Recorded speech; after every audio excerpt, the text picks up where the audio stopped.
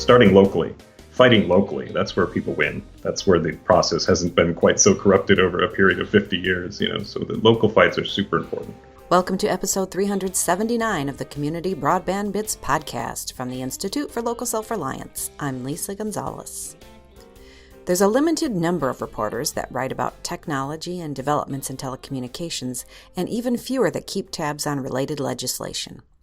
This week, Christopher sat down with one of the leading writers who has been covering these fields for decades, Karl Bode. Including years contributing to DSL reports, Karl's work has appeared in Vice, Techdirt, Medium, and a long list of other publications. In this interview, Christopher and Karl discuss how coverage has changed over time and how his focus has changed due to forces in the industry. Karl and Christopher also discuss policy, including events at the FCC surrounding network neutrality, competition and monopolies, and a recent congressional investigation into privacy and social media. Karl has some opinions about what can, should, and might happen, and he has years of observation on which to base his ideas. Now here's Christopher with analyst and writer Karl Bode. Welcome to another episode of the Community Broadband Bits podcast. I'm Chris Mitchell with the Institute for Local Self-Reliance, and I'm in Minneapolis per usual. Today talking with Karl Bode, someone who, if you're listening to this show, I'm sure you've run across. He's a longtime freelance writer and also a longtime analyst of what happens in the broadband space in particular. Welcome to the show, Karl. Hey, Chris. Thank you for having me. I appreciate it. So let me just ask you if you want to give us a bit of a background, because frankly, I've known you from your writing mostly, and I'm trying to figure out how you've been writing for 20 years when you look like you're 27 years old. That's fortunate. I was very lucky to stumble into the opportunity. I went to New York, and to make ends meet, I kind of fell into the legal industry IT. So I did a lot of IT work in law firms for a while. And kind of as a little hobby, I started investigating this new thing called DSL that was popping up. I had been going town to town, city to city, installing frame relay, trying to get our offices up and running. So I spent a lot of time working with Verizon and confused as to why very simple things would be immensely complicated. So I started to dig into this. And eventually I got hired by a website called DSL Reports that I was a frequenter at to just write about the industry. And, we would spend days just writing about the latest broadband advancement, which companies were upgrading their networks quickly, which ones weren't, and it didn't take long before 10 years had gone by, and I've been doing this for a long time. Eventually, I decided to expand out into more freelance opportunities, and that's where we are now. Yeah, I think for those of us who came along later, because I came into this in 2007, you were someone who had been here forever, and I just sort of assumed that DSL Reports was your website. No. You got that a lot, I think. Yeah, I did. Yeah. There's Justin Beach actually ran that website out of Australia. He's kind of lost interest in it over the years. Yeah. I was just the only person. I was the face of the website, mostly writing all the content and talking about what new and odd things Comcast had done bad that week. Right. I think I literally spent about 5 years writing about Comcast installers making blunders in installs and falling asleep on people's couches and accidentally burning houses down. I think there was a good 5-year stretch where that's pretty much all I wrote about because it was happening constantly. Yes. Yeah. I mean, you and Phil Dampier are two people that I feel like who, in this era in which you had that kind of expertise building in your brain of all these years of experience, but being from a site called DSL Reports or showing up now on Vice, I feel like people don't take you as seriously as they would if you just had a byline for the Washington Post and even less knowledge than you do. Yeah, you're absolutely right. Yeah, I mean, it's access journalism is a big deal, of course, but you really do learn something. You write about the same companies for 15 years, and you write about the government and the way it's manipulated by lobbyists for 15 straight years, and you will learn a lot. I stumbled into it interested in tech and interested in broadband, and I quickly came away kind of fascinated with the way lobbyists manipulate government, and as you know, with all the laws that they've passed to prohibit community broadband access, or the laws they passed to ensure nobody can develop creative local broadband alternatives, that stuff quickly got very interesting to me. So I tend to focus on that. I just wrote about that for the American Conservative, just published this morning, actually. So as people are listening to this when it's released, if they're catching it, which will be tomorrow, it will still be live, and perhaps there'll be a lively thread in the comments section, as I'm hoping more people get a sense of exactly what you're talking about, which is that this is not like a left or a right issue. It's really about lobbyist shenanigans in many ways. Yeah. Absolutely. I really get frustrated by the partisan labels on everything because, if, on an issue like net neutrality, you saw survey after survey showing that the bipartisan majority of Americans wanted some rules of the road that would keep Comcast and AT&T from abusing their monopoly power. I mean, people wanted this, they expected it, and instead they got lobbyists literally shaping policy, to the complete detriment of consumers and healthy competition. And it's just very frustrating to watch it get bogged down in very literal, he said, she said, the left said this, the right said this, when the reality is that people want good broadband. They want it at a decent rate. It's not, none of this is that complicated. Right. And what's happening is these companies have such immense control over the state and federal legislatures that just gets lost in the mix constantly, year after year. You said something interesting there, I think, which is that people want good broadband. And I think a lot of people say people want a choice in broadband. And I'm curious if you want to, do you really think, to me, this gets down to, I think you got it right in what you just said, because I think people want a choice when they're dissatisfied. But fundamentally, people don't want to switch providers every 6 months hunting for a new deal or changing their email address or whatever. I think people just want a good service.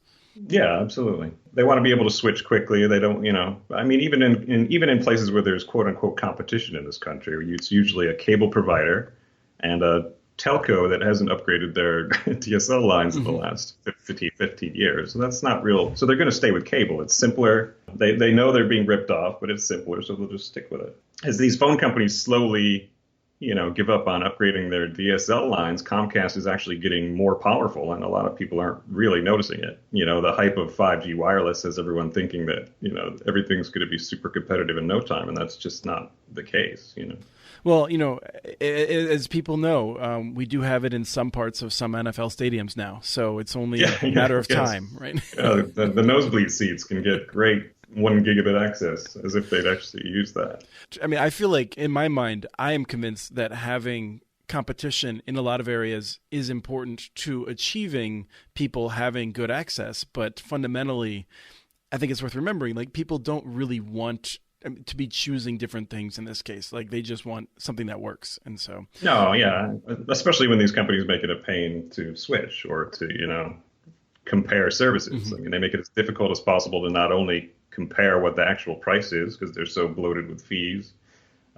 They make it hard to switch, and people don't want that. Yeah, they want simplicity. I was always fascinated with that project in Idaho, I think it was, where you can literally you can switch ISPs in a matter of seconds. You can go onto a website and say, all right, I'm done with you. I'm going to go over here and try them for a while. And I think that makes the most sense to me. Some kind of open access model where you can literally switch in seconds, but we've never embraced that. Yeah, I'm really curious to see what happens with that. Like, if looking at the data, if people are switching fairly regularly, my sense is at this point they are not. But actually, that network just got profiled by Fast Company, and I think we're going to see that type of network expand in the next few months in ways that are going to be exciting to other cities and things like that.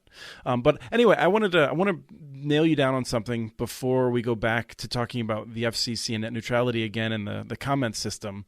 And that's just we've talked a little bit about how things have changed over the last 15 years, but if you were to look back, what is different now from how you thought it would be in the year 2020 effectively? I really expected a little more progress on the discourse levels. We get locked into these rigid partisan thinking that I was talking about previously. We get so locked into that, and that used to be a problem, and now it's so much worse. And I honestly think cable companies kind of encourage that. I think they want people bogged down in partisan fighting. They want us at each other's throats. They don't want us realizing, Comcast bought a state law that prevents me from having quality service. They don't want people thinking about that.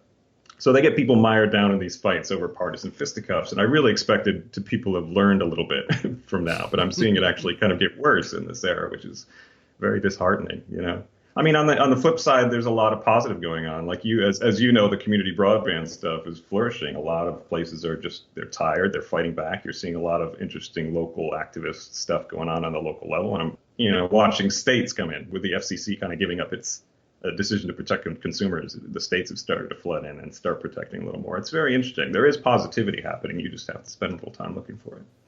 One thing that I expected, I'm curious to get your reaction on this. If I look back 10 years, I would have thought that given the lack of progress, the fact that most people are still very unhappy, these companies are very unpopular, that we would see more of a discussion on cable television news about broadband issues. I mean, like you said, I mean, the net neutrality stuff that we'll talk about in a second, I mean, is unprecedented. I mean, probably it's possible that more people legitimately commented on that than have commented in the aggregate of number of previous comments before of all open issues. And yet, the cable companies that control a lot of those channels don't seem to have any interest in actually having those fights on television, it seems like. Yeah, no, and Comcast, NBC Universal isn't going to have a half-hour segment on how spotty their coverage is across the country or how the erosion of local media is kind of causing, increased division in the country. They don't want to talk about any of that stuff. I mean, it's very obvious that none of those channels want to touch this with a 10-foot pole because it's a losing proposition when you get into Comcast buying state laws, literally buying and writing their own state laws that prohibit competitive alternatives. There's no defending that kind of stuff. And so the more you cover it, the more pissed people get. And then, God forbid somebody tries to do something about it. So, of course, they're not going to spend too much time talking about it. I mean, in the major papers, honestly, a lot of the coverage is highly superficial in that regard as well. Yes. Yeah, no, and that's actually where I feel like, again, I'm somewhat surprised at the lack of seriousness. And I really wonder, and I haven't gone back to look that deeply, but I assume electricity and electrification was covered more professionally back then. There's new technology is always something that's just hard for, I think, incumbents to figure out, whether you're in the newspaper business or whatever. But it just seems like everyone agrees that this is the future of everything, and yet no one seems interested in the details around it. I think a lot of reporters look at it from a superficial level as if we're discussing sewer line. What kind of sewer line is that? They're not that interested in that. They don't understand the broader impact of what happens when you let a company like AT&T not only dominate the broadband conduit to your home, but all the content flowing into your home, all the advertisements you're seeing, what content gets delivered at what speed, that kind of stuff. Mm-hmm. That's a big deal. People don't understand what we're building here when you let a company like Comcast, NBC Universal control the conduit and the content. You're going to have problems unless you have, and there's no competition to keep them honest. And we've decided the answer to that on government is even less regulation and less oversight than ever. And I don't know what people expect from that outcome. It's not going to end well for consumers or smaller competitors. I don't know. I mean, I've made the same point for 15 years and it's still people tend to debate it. And I don't think it's debatable. The end outcome of this is not good unless you have some real competition. And like I said, I'm very impressed with all the stuff people locally are doing. The local activists and local broadband community, municipal people, they're the people that should get all the attention and all the coverage because it's very impressive what's going on around this country. Yes, and that's why we're trying to cover it. I mean, 10 years ago, as I'm sure you knew, like we could cover everything that was happening, and now it's not even possible. If we doubled the size of our team, we'd still be missing stories because of all the local activity.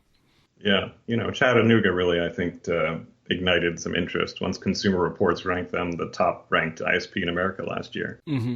That really, people are like, oh, there's alternatives to this. I don't have to pay Comcast $170 for 400 channels I don't watch and a cable broadband line that cuts out every 3 minutes. Let's turn to the FCC commenting system. And I think that it's most obvious with net neutrality, where there was more attention and apparently higher stakes for a lot of folks, because you were one of the first people to be surprised that Karl Bode opposed net neutrality.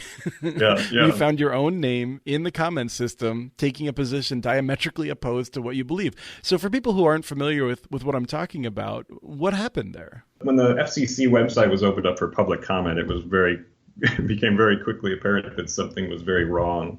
You had senators whose names were being hijacked. You had people who were dead, breathlessly supporting killing net neutrality. You had people who never heard what net neutrality was about. Somebody took the time to painstakingly post 2 comments to the FCC website in my name saying that I was very excited about the government demolishing consumer protection and that I ran an unregistered political PAC of some kind. Yeah, somebody took my identity and used it to make fraudulent comments. And when I contacted the FCC, I was told there was absolutely nothing they could do about it. And most everybody else who had their name hijacked in that fashion also experienced the same thing. The FCC has been completely resistant to investigating, to being transparent about what happened, and I think for obvious reasons. But yeah, it's a mess. And I think the AG, New York Attorney General, had been investigating, and there was at one point a Department of Justice investigation. But in this current climate, who knows what happened to those? There's obviously other more pressing situations going on, I understand, but also who knows if they just close those cases. Well, and this actually gets to, again, what we were talking about earlier regarding the byline and access journalism. It was BuzzFeed that just recently sort of uncovered some of what happened with really remarkable reporting. Yeah, there's been a lot of good reporters that have just slowly, painstakingly done Freedom of Information Act requests to see who was submitting this, how they did it. And it's slowly coming together that, it was, surprise, the broadband industry incumbents funding some pretty shady middlemen shops to then fill the FCC website with fake support for their bad policy. It's not just an FCC thing. That's happening at most regulators right now. It's kind of a lobbyist shops that will do that as kind of a value-added service, pretend to be Americans for you and fill websites with false support for your bad policy. It's kind of a thing now. Yeah, Phil Dampier tracked that down in New Jersey 6 or 7 years ago, and I just assumed then that it was kind of anomalous, that it was not standard practice, because it seems like it should be a significant crime to me. Yeah, you would think, right? You would think that would get a little more attention. The fact that the companies are paying firms to pretend to be Americans and pollute. It's polluting our discourse. I mean, it was the one chance that Americans had to make it known what they thought about the FCC policy proceeding, and it was completely hijacked. And, the fact that more people weren't bothered by that is fairly telling. Do you think there is any chance, and try not to laugh too hard directly into the microphone, do you think there is any chance that this was just a situation in which those companies were thinking, well, there's a lot of people on our side. We're just going to hire these firms to find them because they can't conceive that they really are opposed by 80-90% of the American public? I'm fairly certain they knew what they were doing. A lot of these shops that BuzzFeed exposed are traditional operatives that have been doing this kind of stuff for a long time. So I'm sure the broadband industry would throw up their hands and say, we didn't know what we were getting into, assuming they're ever held accountable, which I'm not. Doubt that'll happen. I think they knew. I'm almost positive they knew. This is something that's gone on for a while. I mean, it's less now, but about 10, 15 years ago, I used to write about how AT&T and Verizon would actually create fake consumer groups. Like they would call it Consumers for American Choice, and have a big website talking about this and that. But its entire purpose was to undermine consumer advocacy and push policies that were in direct contradiction to what consumers are interested in. There's been a little bit less of that over the years, but this stuff has kind of risen up in its place. This kind of little bit more sneaky, shady behavior has become the norm. And if you notice, broadband providers never want to talk about this issue. It's hard to get them to talk about what happened here because they like to distance themselves via proxies from the things they did.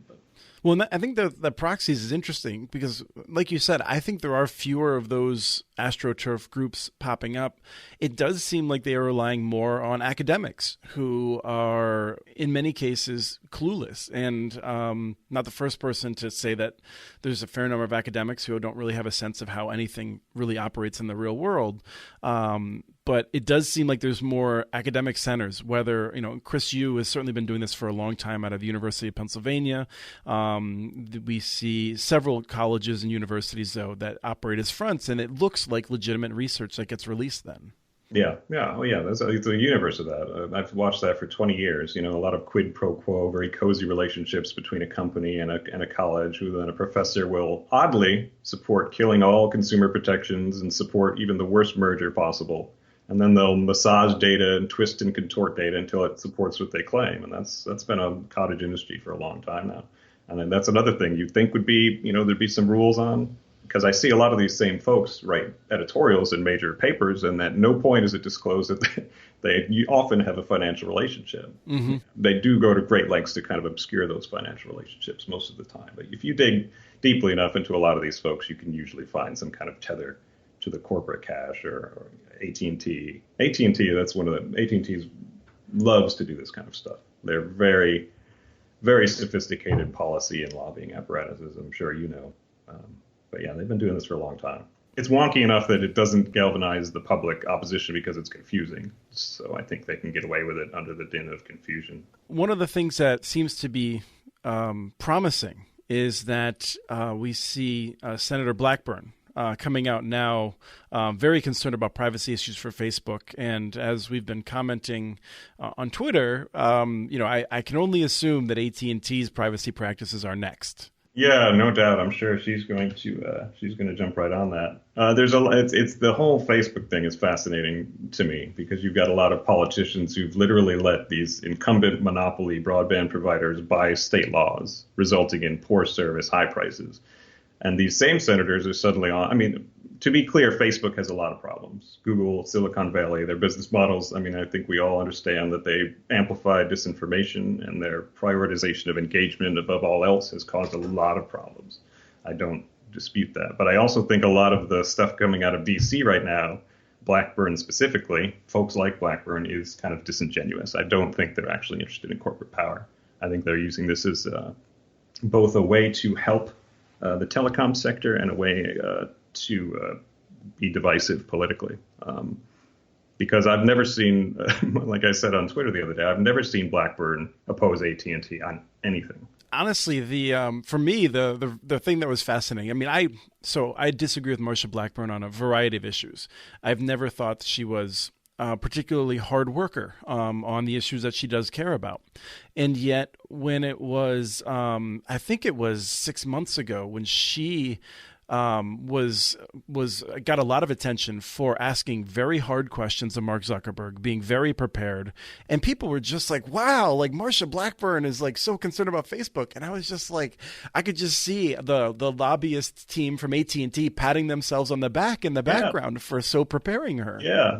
I mean, there's a lot of legitimate opposition to Facebook, of course, but there's also a lot of it farmed by the telecom industry. They're very interested. They're expanding into media and online video, and they'd like nothing more than to see Silicon Valley giants hamstrung by all kinds of new regulations that are very specifically tailored to screw Silicon Valley, but leave telecom open to doing whatever it wants. And I mean, you can see that's a total asymmetry right now. You've got the entirety of DC focused on Silicon Valley, and at the same time, the broadband industry just convinced one of the biggest regulators in the country to effectively just obliterate its authority over broadband providers. Those things are going on at the same time. And then very few people are looking at them both and wondering if they're connected. And they are very much so connected. I mean, we talk about privacy issues, and I think one of the things that does drive me nuts for people who don't understand the threat of Facebook is that you have no choice. If you're on the internet, Facebook is trying to track you. You have to be pretty sophisticated to avoid it.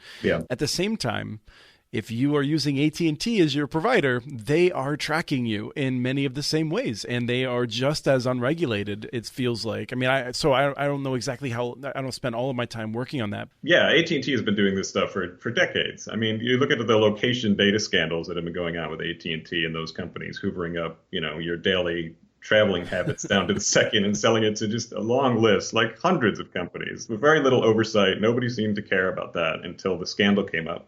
AT&T used to modify packets to track people around the internet.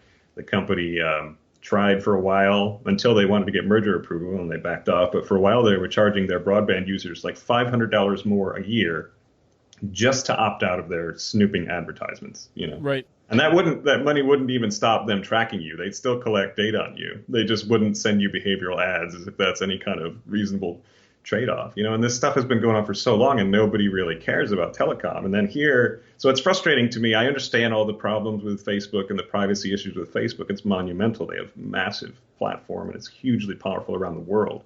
But at the same time, telecom is no angel. You've got these massive media empires that dominate local broadband access. They're now dominating media. They just convinced the government to strip most of the oversight of them. I mean, again, it's one of these situations where do you think this path leads to, where you create this situation where telecom can do whatever they want, but, we highly regulate Facebook. And, a lot of the people like Blackburn, when push comes to shove, aren't actually going to regulate Facebook. They're using it as political grandstanding right now. But when it actually comes time to do anything about Facebook, they won't. They'll suddenly all disappear, and they'll have reasons why you can't, constrain Zuckerberg's ability to make billions and billions of dollars off of snooping data.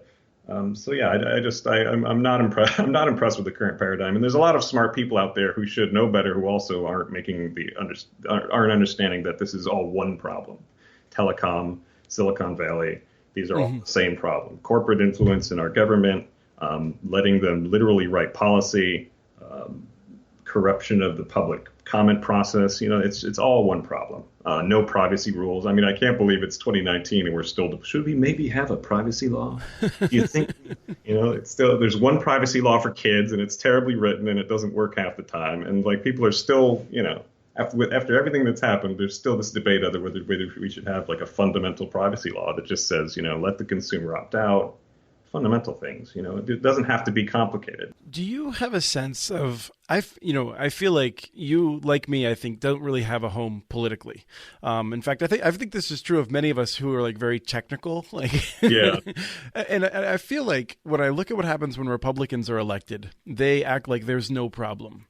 When Democrats are elected, it seems like they're motivated to do something on it, but it doesn't seem like things get done. And they blame that often on Republicans, although it does seem like a lot of the cable guys have a lot of relationships with a lot of the Democrats.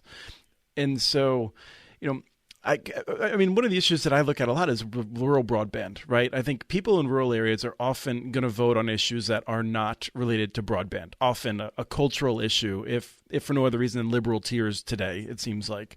And so I'm at a bit of a loss in terms of like, what does a person do? Like regarding the political process, it seems totally failed to deal with these issues. Yeah, it has. It's broken. I mean, I think it's obvious that Democrats are a little bit better on some of these issues, but yeah, you're right. Obama's first FCC boss, Janikowski, was kind of he would just try to get along with everybody. He would try painfully to not ruffle any feathers. So all of his policies would be these kind of nebulous, yes, we're going to solve the digital divide. But then when push comes to shove, they wouldn't actually do anything about it. I do think Wheeler was better. I think he was actually capable of like hearing data and changing his mind based on what the data says, which is, a rare trait in DC these days.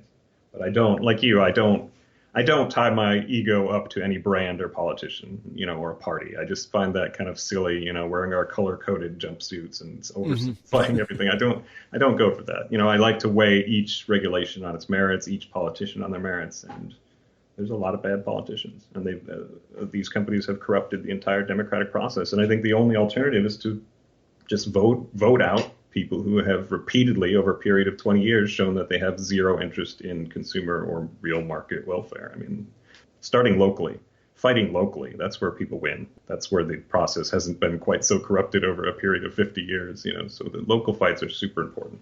Yeah, with net neutrality was a perfect example. I think the states will come in and pass some laws that the federal government was too afraid to, and it's going to be really interesting to watch. Right. Well, each of them will be fought in front of courts and whatnot. It'll be. I mean, in some ways, I'm hopeful that, first of all, that again provides enough restraint that we don't see the nastiness that you and I both know could be happening as soon as these companies feel like their feet are not in the fire. Ajit Pai took their feet mostly out of the fire, but they know the fire is still there, and that seems to be restraining them. They were, everyone says, the internet didn't immediately implode, therefore killing net neutrality must not have been a big thing. But that's not, that's an oversimplification of the problem. The broadband providers were trying to behave largely because they were worried about that federal lawsuit coming down. And they were also worried about state laws. They don't want to go change their business models wholesale across the country and start nickel and diming people all over the place, only to suddenly run afoul of California's new net neutrality law, in which they owe billions of dollars for this or that. So, yeah, I mean, I think if we keep pushing in this direction, you're eventually going to start seeing some major privacy and net neutrality and competitive scandals that will finally blow the lid off some of this stuff and kind of motivate people towards both net neutrality and privacy laws. They're very similar policy-wise right now in the federal government. Both are big issues. Both are things we need to tackle. Both are entering a domain where the states are taking the lead because the federal government is too corrupted to do much about it. So yeah, both have been interesting to watch. So let me just wrap up by saying, for people who aren't following you already, at Karl Bode, Bode, Karl with a K, wonderful follow, and also mostly writing on Motherboard. Is there any other place that people would see you regularly popping up? Oh, yeah, Tech of course. Tech Dirt, Vice's Motherboard. You'll see me on Medium's 1.0 publication occasionally, but yeah, also check me out on Twitter. Great. Well, thank you so much for coming on. It's been a fun discussion. Yeah, thank you, Chris. I appreciate it. That was Christopher with Karl Bode, longtime analyst and freelance writer. We have transcripts for this and other podcasts available at muninetworks.org/broadbandbits. Email us at podcast@muninetworks.org with your ideas for the show. Follow Chris on Twitter. His handle is @CommunityNets. We encourage you to follow Karl, too. His handle is @Karl Bode. That's KarlBode. Follow muninetworks.org stories on Twitter. The handle is @MuniNetworks. Subscribe to this podcast and the other podcasts from ILSR, Building Local Power, and the Local Energy Rules podcast. You can access them anywhere you get your podcasts. You can catch the latest important research from all of our initiatives if you subscribe to our monthly newsletter at ilsr.org. While you're there, please take a moment to donate. Your support in any amount helps keep us going.